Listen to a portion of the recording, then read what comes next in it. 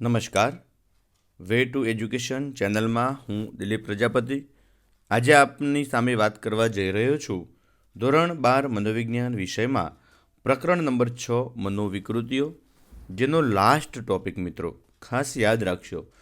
10 જેટલા વિડીયોમાં અલગ અલગ ટોપિકની ખૂબ બારીકાઈથી ચર્ચા કરતા વિડીયો આપે નિહાળેલા છે. આજે શીખવાની ક્રિયા સંબંધી મનોવિકૃતિઓ એટલે કે આ પ્રકરણનો છેલ્લો મુદ્દો, લાસ્ટ મિત્રો, 11મો વિડીયો છે આ. દરેક વિડીયોની અંદર અલગ અલગ નવા નવા શબ્દોનો પરિચય આપવાના મેં પ્રયાસ કર્યા છે. આશા રાખું છું કે આપે એ નિહાળ્યા છે. અને હા, કદાચ કોઈ વિડીયો ન મળ્યો હોય મિત્રો, તો આ વિડીયોના ડિસ્ક્રિપ્શનમાં તમામ વિડીયોની લિંક મેં મૂકેલી છે, આપ જોતા રહેશો. ખાસ કહું મિત્રો, તો આ જે શીખવાની ક્રિયા સંબંધી મનોવિકૃતિઓ વિશેની આજે આપણે ચર્ચા કરવી છે, એટલે કે learning related mental disorder. Basically મુખ્ય મનોવિકૃતિઓ જે હતી એ 3 પ્રકારની હતી, આવી આપણે ચર્ચા કરી ચૂક્યા છીએ. જેમાં ચિંતા સંબંધી મનોવિકૃતિઓ હતી, મનોદશાની મનોવિકૃતિઓ હતી અને ત્રીજી શીખવાની ક્રિયા સંબંધી મનોવિકૃતિઓ. આ મુખ્ય 3 મુદ્દા હતા. એમાં ચિંતાની જે વિકૃતિઓ હતી એમાં અલગ અલગ વિકૃતિઓ વિશેની ચર્ચા કરી. આના અગાઉના વિડીયોમાં આપણે મૂડ ડિસઓર્ડર્સ વિશેની પણ ચર્ચાઓ કરી ચૂક્યા છીએ.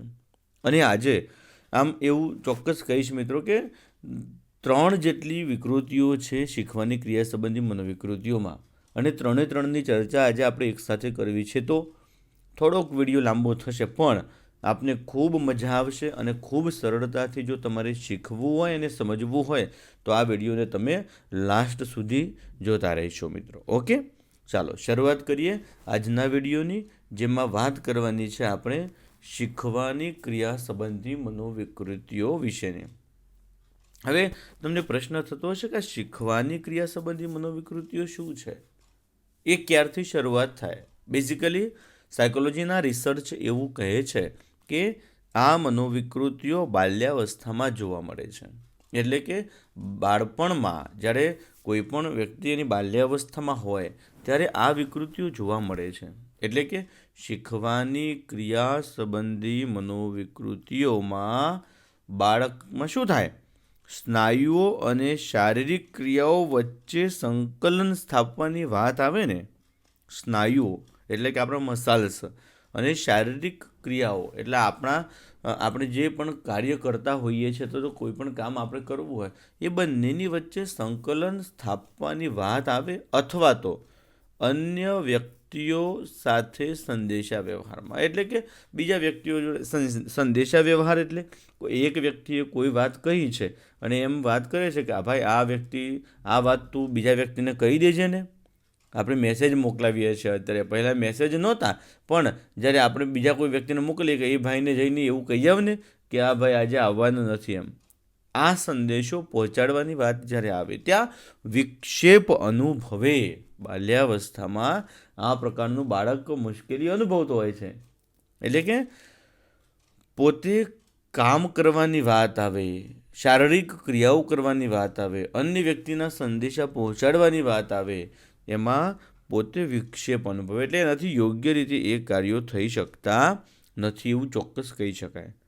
સાથે સાથે બાલ્યાવસ્થામાં આવું પણ જોવા મળે મિત્રો કે દૈનિક ક્રિયાઓ, દૈનિક એટલે કે રોજે રોજ જે આપણે બાળક કરતું હોય, એમાં બટન બંધ કરવા એટલે કપડાં જાતે પહેરતું હોય, એમાં જાતે બટન બંધ કરવાની વાત હોય. સ્વાભાવિક છે મિત્રો કે પહેલાં કે બીજા ધોરણ સુધીનું બાળક હોય તો એને આપણે બટન બંધ કરાવી દેવા જોઈએ. પણ 3જા 4થા 5મામાં આવે ત્યારે પણ બટન બંધ કરવાની વાત હોય કે પછી દર્પણમાં જોઈને માથું વ્યવસ્થિત રીતે ઓળાવવાની વાત હોય, એમાં ઉંમરની પરિપક્વતા મુજબ શીખવામાં વધુ સમય લાગે છે. એટલે કે નોર્મલી આપણે એવું કહેતા હોઈએ છીએ કે 3જા કે 4થા ધોરણમાં બાળક આવે ને એટલે એ બટન બંધ કરી શકે એમ, પોતાનું થોડુંક વ્યવસ્થિત નહીં તો થોડુંક વ્યવસ્થિત રીતે માથું ઓળવી શકે.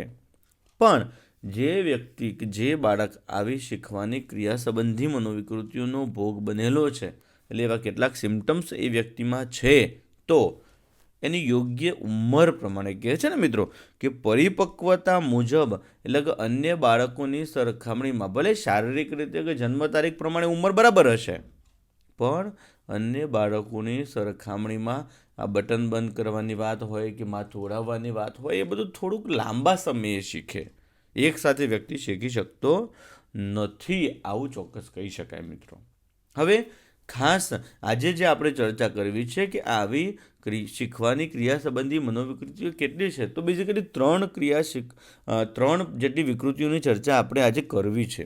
એમાં સૌથી પહેલાં મારે ચર્ચા કરવી છે તમારી સાથે ડિસ્લેક્સિયા.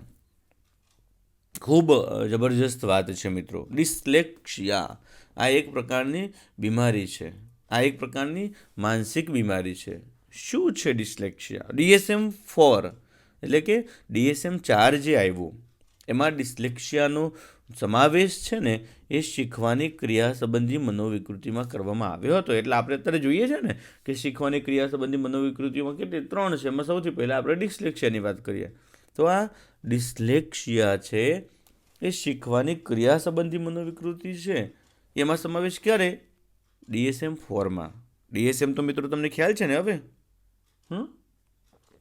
DSMની વાત આપણે અગાઉ કરી ચૂક્યા છે કે એમાં ડિસ્લેક્સિયાનો સમાવેશ એમાં કરવામાં આવ્યો. એક સર્વે તો એવું કહે છે, સાયકોલોજીકલ રિસર્ચ એવું કહે છે કે અમેરિકામાં જે બાળકો શાળામાં અભ્યાસ કરે છે એવા બાળકોમાંથી 17% બાળકોમાં આ સમસ્યા જોવા મળે છે મિત્રો. હવે જબરજસ્ત કહેવાય ને.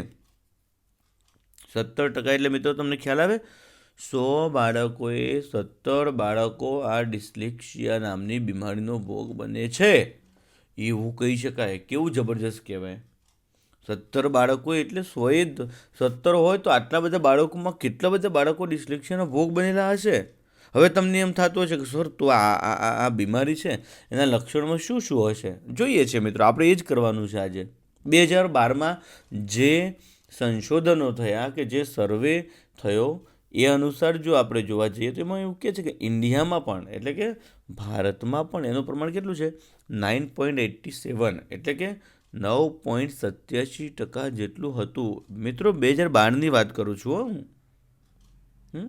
2012ની વાત છે.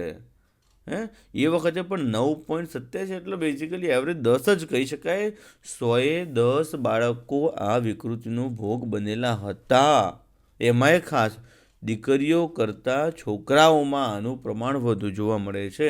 એટલે છોકરીઓ તો ભોગ બને છે, પણ એવું નથી કે દીકરીઓ ભોગ નથી બનતી, એ તો બને છે, પણ એક સરેરાશ કરવાની વાત આવે, તુલના જો આપણે કરવા બેસીએ ને તો દીકરીઓ કરતાં છોકરાઓમાં આનું પ્રમાણ સૌથી વધારે જોવા મળે છે.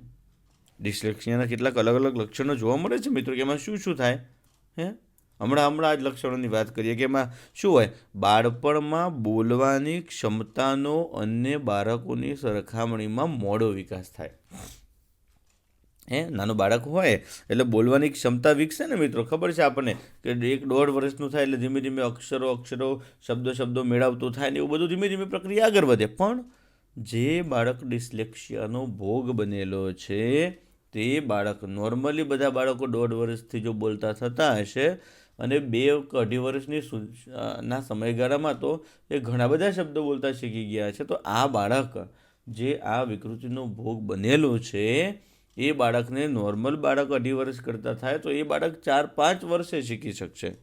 એટલે કે અન્ય બાળકોની સરખામણીમાં બોલવાની ક્ષમતાનો વિકાસ આવા બાળકોમાં મોડો થતો હોય છે. સાથે સાથે શબ્દોના ઉચ્ચારણ કરવાની વાત હોય તો એ સ્પષ્ટતા કરવાની વાત હોય તેમાં મુશ્કેલી અનુભવે. એટલે કોઈ પણ શબ્દોનું ઉચ્ચારણ કરવું હોય એવા કેટલાક શબ્દો હોય. દાખલા તરીકે તકલીફ બોલાવવું હોય તો એ તકલીફ કહી શકે. આવા ઘણા બધા શબ્દો છે કે શબ્દો બોલવામાં બાળકને મુશ્કેલી થાય. નવા શબ્દો શીખવાની બાબતમાં ઝડપ ઓછી હોય.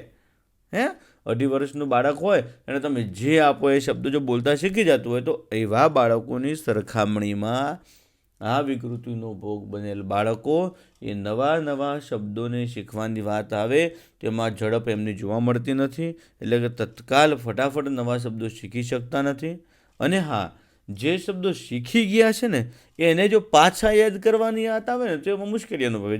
જેમ કે આજે આપણે એને કહી દઈએ કે બેટા જો આને તપેલી કહેવાય, તો એક બે વખત સાંભળી જશે, શીખી પણ જશે, પણ તપેલી શબ્દ બીજી વખતે એને જોઈને યાદ આવવો બહુ સરળ નહીં હોય એના માટે. એટલે કે પુનઃ યાદ કરવામાં એને મુશ્કેલી અનુભવશે, શબ્દોને સમજવાની અક્ષમતા હશે. પછી એક સરખા ઉચ્ચારણવાળા શબ્દો હોય ને, ગુજરાતી ભાષા હોય એમાં એક સરખા ઉચ્ચારણવાળા કોઈ શબ્દો હશે તો એવા શબ્દોને સમજવામાં પણ એ બાળક નિષ્ફળતા મેળવશે. અંગ્રેજીમાં બી અને ડી હોય, ટ અને ડ હોય, ઢ અને ઠ હોય, આવા એક સરખા ઉચ્ચારણવાળા શબ્દોની વચ્ચેને ભેદ પારખવાની વાત આવે ને મિત્રો, તો એ બાળક સરળતાથી કરી શકતું નથી. આવું ખાસ જોવા મળેલું છે. હજુ પણ કેટલાક લક્ષણો વિશે આપણે ચર્ચા કરવી છે. એવું કહે છે કે ભાષાના લખાણમાં ખાસ મિત્રો ગુજરાતી ભાષાના કેટલાક અક્ષરોની વાત કરીએ તેમાં એનું કૌશલ્યમાં મુશ્કેલી અનુભવે. જેમ કે હમણાં જ કહ્યું તેમ ઠને બદલે ઢ લખે, ટને બદલે ડ, એ બંને વચ્ચેનો તફાવત હોય ને એ સમજી નથી શકતો.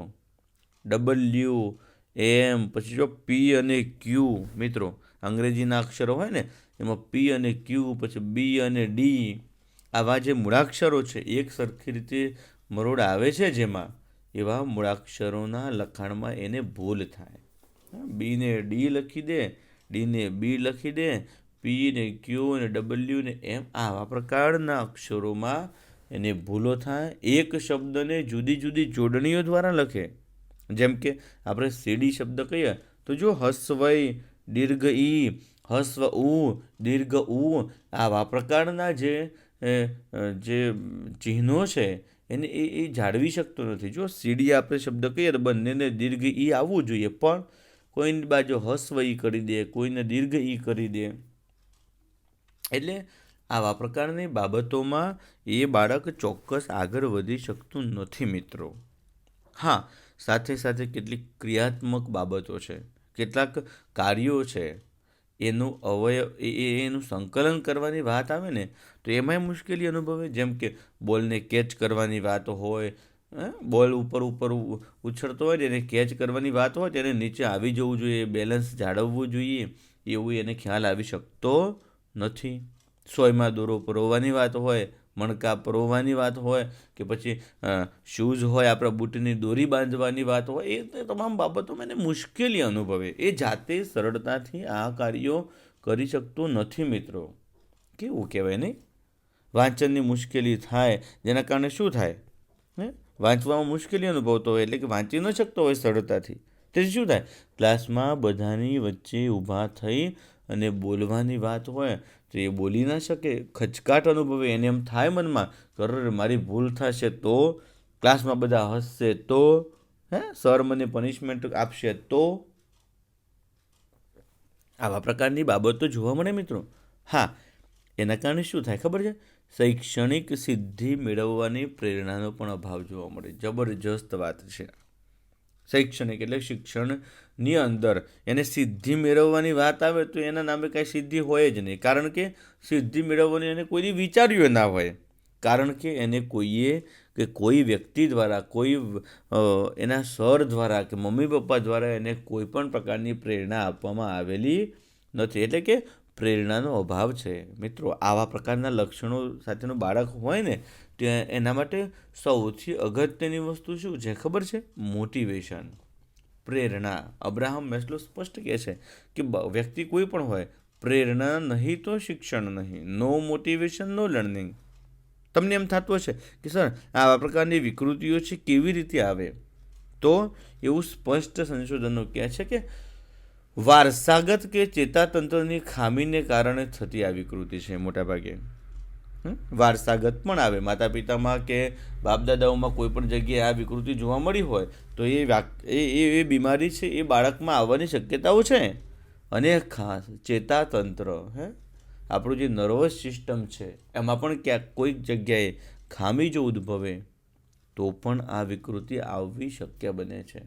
હા, મનોવૈજ્ઞાનિક એવું કહે છે કે આને વિકૃતિ કહીએ એના કરતાં અક્ષમતા કહીએ ને તો એ સારું લાગશે. કારણ કે વિકૃતિ છે ને એ બહુ મોટો શબ્દ છે. વિકૃતિ કહીએ ને તો બાળકને એમ જ લાગશે કે તો ગાંડો થઈ ગયો છે, એ બીમારી છે. નહીં, અક્ષમતા છે. એટલે કે કોઈ પણ કાર્ય કરવા માટેની ક્ષમતા હોય ને એમાં ઓછું પ્રમાણ છે. એ બાળક એ કાર્ય કરવા સક્ષમ નથી એવું કહી શકાય.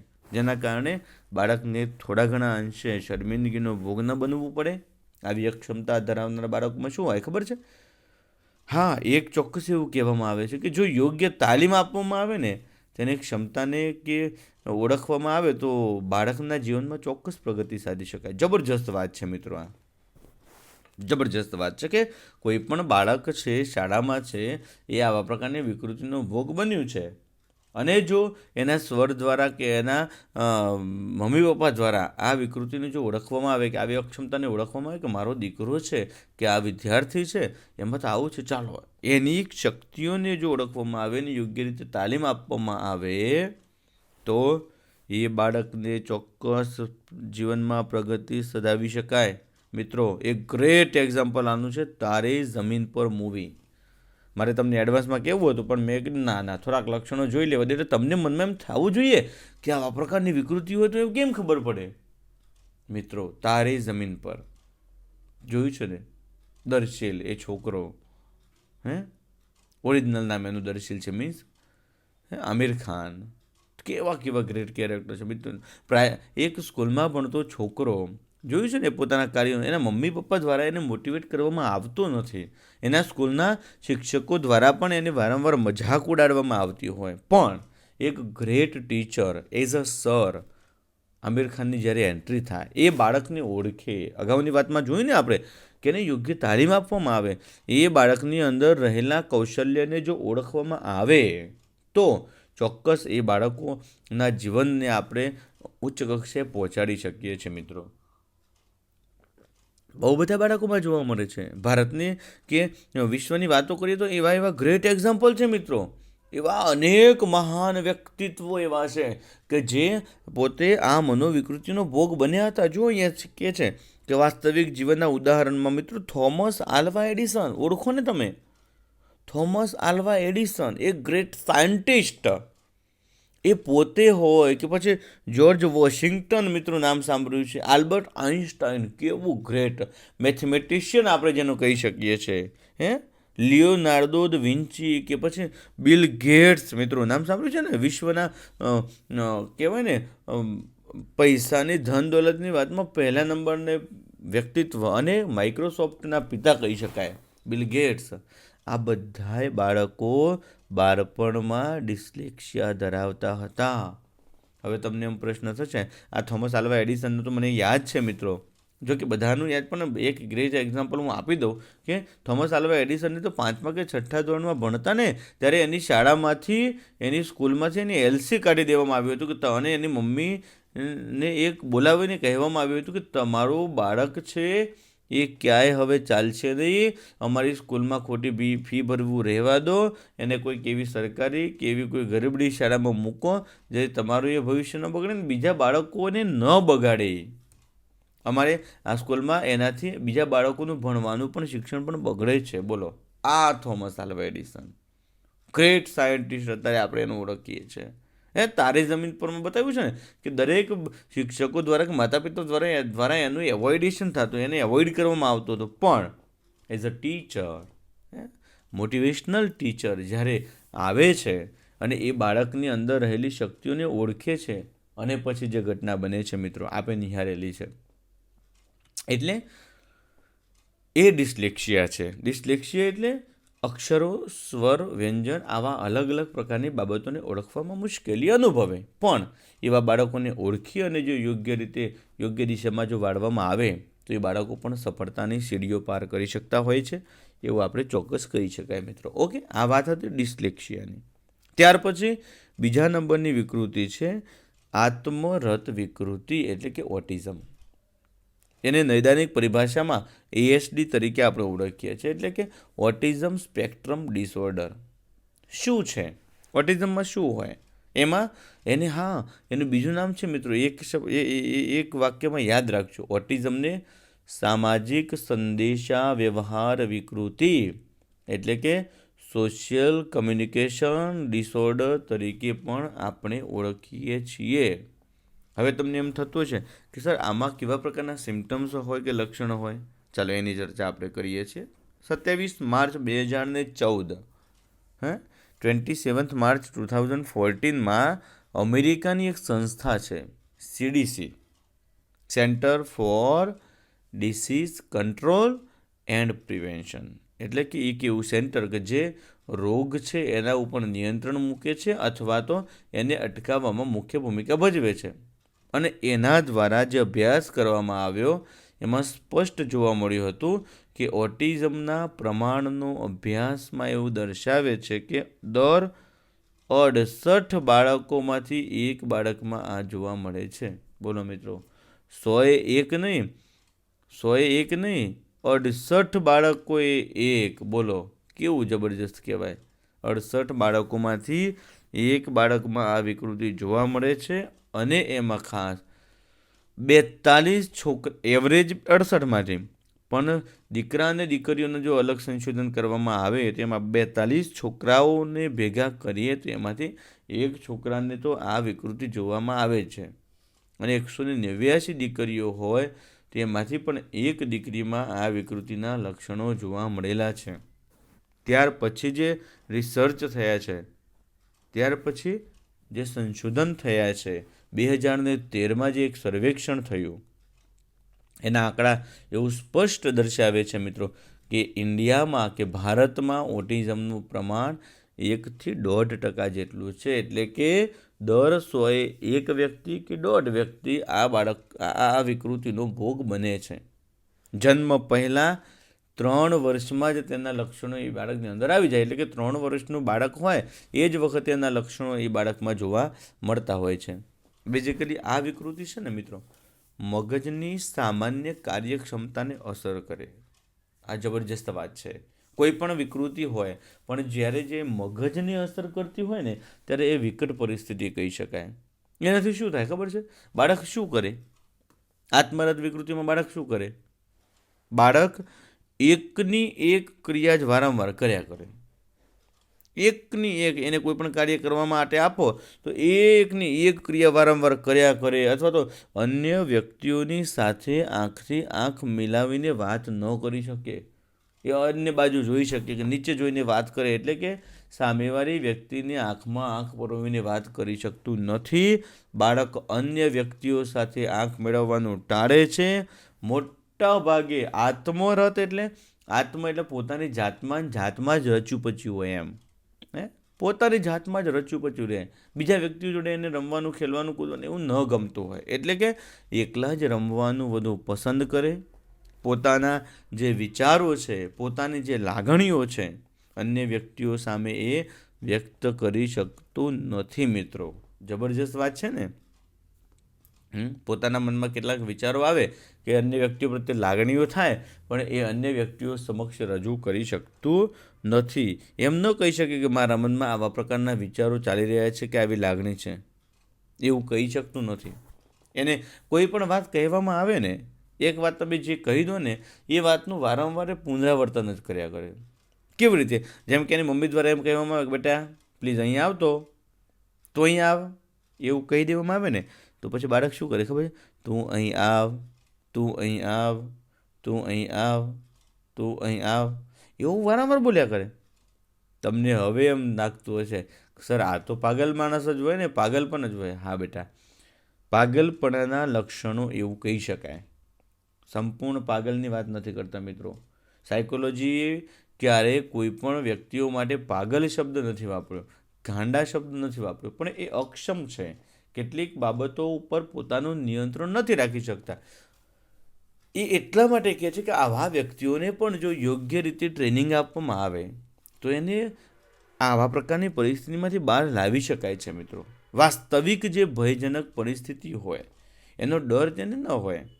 આપણે બધાને જે બીક હોય કે સાપ આવે તો આપણને બીક લાગે, કોઈક પણ પ્રકારની ઘટના બને તો આપણને બીક લાગે, પણ આવી વાસ્તવિક જે પરિસ્થિતિઓ હોય, બાઇક ચલાવતી વખતે આપણે રોડ વચ્ચે લઈ જવું હોય, ટ્રક આવતો હોય એની સામે લઈ જવામાં આપણને બીક લાગે, પણ આવી પરિસ્થિતિનો તેને ડર લાગતો હોતો નથી, પીડાનો અનુભવ પણ નથી થતો હોતો. એટલે ખાસ આ પ્રકારની બાબતો આત્મરત વિકૃતિઓમાં જોવા મળે છે. ઘણી વખતે કોઈ પણ વસ્તુ આવે ને, અનિવાર્ય વસ્તુ પોતાના શરીર ઉપર જે ભોંકાવતું જોવા મળે, તો આપણને એમ થાય પણ નહીં, એને પીડા ન થતી હોય. એટલે કે દેખીતી રીતે આપણે સમજીએ છીએ એવું ઘણી વખતે હોતું નથી. એવા પ્રકારના લક્ષણો પણ કેટલીક વખતે આવા બાળકોમાં જોવા મળેલા છે મિત્રો. ઓકે, એટલે ફર્સ્ટ હતું ડિસ્લેક્સિયા, ત્યારબાદ હતું ઓટિઝમ એટલે કે આત્મરત વિકૃતિ, અને ત્યાર પછી મારે વાત કરવી છે ખૂબ અગત્યની, ધ્યાન ન્યૂનતા અતિ પ્રવૃત્તિશીલતાની વિકૃતિ એટલે કે attention deficit hyper active disorder. તેને ટૂંકમાં આપણે ADHD તરીકે ઓળખીએ છીએ. એટેન્શન બોલે તો A, deficit AD, H hyper active અને D એટલે કે ડિસઓર્ડર તરીકે આપણે એને ઓળખીએ છીએ. હવે તમને પ્રશ્ન પાછો એક થતો છે કે શું હોય મિત્રો બાળકોમાં ધ્યાનને ટકાવી રાખવાની મુશ્કેલી? કોઈ પણ બાબત પ્રત્યેનું ધ્યાન જાય તો ખરું, પણ એકની એક ક્રિયામાં કે એકની એક જગ્યાએ એને ધ્યાન ટકાવી રાખવાની વાત આવે, અથવા તો એટલે કે અતિશય ચંચળતા હોય મિત્રો. ચંચળતા એટલે ખબર છે ને, એક કાર્ય ચાલુ કરે, બીજું કાર્ય ઉપર જાય, ત્રીજું કાર્ય, એક સાથે ઘણા બધા કાર્યો એ ઉપાડી લે, પણ એક પણ કામ એનું યોગ્ય રીતે પૂર્ણ ન થાય. એટલે કે DSM-5માં ચેતાતંત્રના વિકાસ સાથે સંબંધિત મનોવિકૃતિઓ આવા પ્રકારનું ટાઇટલ એને આપવામાં આવ્યું. એટલે કે ન્યુરો ડેવલપમેન્ટ રિલેટેડ ડિસઓર્ડર એવા ટાઇટલથી પણ એને ઓળખવામાં આવે છે. એટલે કે 4 થી 17 વર્ષના જે બાળકો છે, ખાસ 4 વર્ષની ઉંમરથી શરૂઆત કરો અને 17 વર્ષની ઉંમરના જે બાળકોનું જૂથ છે એના ઉપર જે સંશોધનો થયા, અને એ સંશોધનના આધારે એવું જોવા મળ્યું છે કે અમેરિકામાં તેનું પ્રમાણ દર વર્ષે ખૂબ વધતું જાય છે. દર વર્ષે વધે છે મિત્રો. આ વર્ષે જેટલું પ્રમાણ હોય, કેમ કોરોનાની મહામારીમાં કોરોનાના આંકડા દિવસે દિવસે વધતા જાય છે ને, એ જ રીતે આનું પ્રમાણ વધે છે. 2003માં જે સંશોધનો થયા ને એમાં એવું સ્પષ્ટ જોવા મળ્યું હતું કે ADHDનું પ્રમાણ કેટલું 7.8% હતું, પણ 2007માં એટલે કે 4 જ વર્ષમાં 9.5%, અને ત્યાર પછી બીજા 3 વર્ષ પછી એટલે કે 2011માં જે થયું એમાં 11% જેટલું પ્રમાણ થઈ ગયું છે મિત્રો. એટલે કે ADHDનું પ્રમાણ ધીમે ધીમે વધતું જાય છે. હા, અમેરિકાની સાથે સાથે આપણે ભારતના આંકડાની પણ જો વાત કરીએ તો ઇન ઇન્ડિયા ADHDના આંકડા 5 થી 10%, એટલે કે દર 100માંથી 5 થી 10 બાળકો આ વિકૃતિનો ભોગ બનેલા જોવા મળ્યા છે. સ્ત્રી પુરુષના પ્રમાણની વાત કરીએ તો સ્ત્રી બાળકની સરખામણીમાં પુરુષ બાળકોમાં આ વિકૃતિનું પ્રમાણ વધુ જોવા મળે છે. એટલે દીકરીઓ કરતાં દીકરાઓમાં આનું પ્રમાણ ખૂબ વધુ જોવા મળ્યું છે એવું કહી શકાય. ફરી એકવાર કે દીકરીઓમાં નથી હોતું એવી વાત નથી કરતા મિત્રો, પણ તુલનાત્મકતાની દ્રષ્ટિએ જો જોવા જઈએ તો સ્ત્રી બાળકની સરખામણીમાં પુરુષ બાળકોમાં આ વિકૃતિનું પ્રમાણ વધારે જોવા મળેલું છે. સાથે સાથે એવું ચોક્કસ કહી શકાય કે આ બાળકો કેવા હોય, આ વિકૃતિ ધરાવનાર જે બાળકો હોય ને એમાં બેઝિકલી 3 લક્ષણો વધુ જોવા મળ્યા છે. એક છે ધ્યાન ન્યૂનતા, એટલે કે એક જગ્યાએ ધ્યાન ટકાવી રાખવામાં મુશ્કેલી, એટલે કે ધ્યાનનું ઝીરો થઈ જવું. આવેગશીલતા અને અતિ પ્રવૃત્તિ એટલે ચંચળતા. એટલી બધી પ્રવૃત્તિઓ કર્યા કરે એક જગ્યાએ સ્થિર બેસી ના રહે, એક જગ્યાએ સ્થિર બેસી રહેતું નથી, અતિ ચંચળ હોય. આ વિકૃતિ ધરાવનાર જે બાળકો છે એ લાંબા સમય સુધી એક ઉદ્દીપક પ્રત્યે ધ્યાન કેન્દ્રિત કરી શકતા નથી. જોયું ને મિત્રો, આ બાળકો જે છે એ લાંબા સમય સુધી એક કાર્ય કરવાની વાત આવે, 1 કલાક સુધી એને જો બેસીને કોઈ કાર્ય કરવાનું કહેવામાં આવે તો એના પ્રત્યેનું ધ્યાન આપી શકતા નથી, સૂચનાઓનું પાલન કરવામાં અક્ષમ હોય. આપણે એને કહીએ કે ભાઈ આ કાર્ય છે ને આટલા ટાઈમમાં પૂરું થઈ જવું જોઈએ, તમે આવી રીતે કરી લેજો, સૂચના આપીને આપણે વયા જઈએ તો એ વ્યક્તિ પાછા તમે આવો ને તો એ કાર્ય યોગ્ય રીતે થયેલું હોતું નથી. કારણ કે સૂચનાઓનું યોગ્ય પાલન કરવાની વાત આવે તો એ બાળકો એ કરી શકતા નથી. સાથે સાથે ગમે તેવું કાર્ય હોય ને એ પૂર્ણ ના કરી શકે. એની જોડે તમે રહો ને અને કરાવો તો અને તો જ એ કાર્ય પૂરું કરી શકે. આયોજનબદ્ધ રીતે કાર્યને કોઈ પણ કાર્ય કરવાનું હોય ને એકદમ વેલ પ્લાન હોય, મસ્ત રીતે એનું આયોજન કરવામાં આવેલું હોય તો એ કાર્યને સંગઠિત કરીને પૂર્ણ કરવાની વાત આવે તો એમાં મુશ્કેલી ઊભી થાય જ. દિવા સ્વપ્નોમાં રાજ છે. હા, એક જબરજસ્ત વાત આ પણ છે. દિવસો જોવામાં આવતા સ્વપ્નો, હું તો આમ કરી લઉં ને, હું તો આવું કરી લઈશ ને, હું તો આ બની જઈશ ને, મારે તો આમ કરવાનું છે. આવા અનેક પ્રકારના દિવા સ્વપ્નોમાં રાચીને એ બેસી રહે, એવા સ્વપ્નો જોયા કરતું હોય. એક જગ્યા પર લાંબા સમય સુધી સ્થિર બેસીને કરવાનું કાર્ય આપે તે અવગણશે. તે કે ના ભાઈ, મારે આપણને આવા નાના કામ ન ગમે. એમાં પાછું એમ તો ન કે મારેથી ન થાય, આપણે આવા કામ ન કરીએ અથવા તો આપણથી આવા કામ ન થાય. આવા નાના શું કામ કરવાના, મોટા કામ હોય ને તો તમે આપો તો અમે કરીશું. એક જગ્યાએ બેસીને કરવાના કાર્યની વાત આવે તો સ્થિર બેસીને કાર્ય કરી શકતો નથી, એને અવગણી દેશે. રમત રમવા માટે મોકલવામાં આવે તો એ શાંતિપૂર્ણ રીતે ના જ રમી શકે. ક્રિકેટ મેચ રમવાની વાત હોય તો એક ઇનિંગ પૂરી ન કરી શકે. હા, અત્યંત વાચાળ હોય, બોલવામાં તમને ન પોગવા દે, એ ફાઇનલ વાત છે. બોલવામાં એટલું બધું બોલે, તમે ગમે તેટલી વાત આપો, તમારી સામે એટલી બધી દલીલો કર્યા કે તમે કંટાળી જાઓ, તમે થાકી જાઓ, એક જગ્યાએથી બીજી જગ્યાએ ફરતો જ રહે. દોડવાની વાત હોય કે વસ્તુ ઝાડવા આવે તો એના ઉપર ચડી જવાની વાત હોય કે એક ટેબલ મૂકેલું ટેબલ ઉપર મૂકી દે, કૂદ્યાકૂદ કરે, પોતાનો વારો આવે ને ત્યાં સુધી રાહ જોવાની ધીરજ ના હોય. આ પણ એક જબરજસ્ત લક્ષણ છે મિત્રો, કે કોઈ પણ જગ્યાએ સ્વાભાવિક છે કે આપણે કોઈ કાર્ય માટે ગયા હોય, કોઈ ઓફિસમાં કોઈ પણ કામ કરવા માટે આપણે જઈએ તો લાઈન હોય તો લાઈનમાં ઊભું રહેવું પડે, પણ એમાં ધીરજ એનામાં હોતી નથી. ધીરજનો અભાવ જોવા મળે. ગમે ત્યાં ચડી જવું, એક જગ્યાએથી બીજી જગ્યાએ ફરતા રહેવું, ગમે તેમ બોલ કર્યા કરવું, રાહ ન જોવી, આગળ જતું રહેવું, અન્ય જોડે અચાનક ઝઘડી પડવું, કામ નહીં થાય તો ચાલશે, આવા અનેક પ્રકારના લક્ષણો ADHD એટલે કે ધ્યાન ન્યૂનતા અને અતિ પ્રવૃત્તિશીલતાની વિકૃતિમાં મિત્રો જોવા મળેલા છે, એવું આપણે ચોક્કસ કહી શકાય. ઓકે, તો ડિસ્લેક્સિયા હોય, ઓટિઝમ એટલે કે આત્મરત વિકૃતિ હોય કે ADHD એટલે કે ધ્યાન ન્યૂનતા અને અતિ પ્રવૃત્તિશીલતાની વિકૃતિ હોય, એમાં કેટલાક જે લક્ષણો જોવા મળે છે મિત્રો, એના વિશેની આપણે ચર્ચા કરવાના પ્રયાસ કરેલા છે. આશા રાખું છું કે આપને આ વિડીયો ખૂબ સરસ ગમ્યો હશે, અને જો મિત્રો તમને ગમ્યો હોય તો તમારા મિત્રો સુધી પહોંચાડશો, તમારા મિત્રો પણ એનો લાભ મેળવી શકે એટલા માટે એની સામે શેર કરશો. અને તમને જો ગમ્યો હોય અને જો ચેનલને સબસ્ક્રાઈબ ન કરી હોય ને તો અત્યારે જ મિત્રો તમે કરી દેશો. વે ટુ એજ્યુકેશન ચેનલમાં આમ જોડાયેલા રહેશો તો નવા ચેપ્ટરની માહિતી, નવા ચેપ્ટરના અલગ અલગ વિડીયોની સિરીઝ આપની સામે હું મૂકતો જઈશ. મળીશું નવા વિડીયો સાથે. Thank you.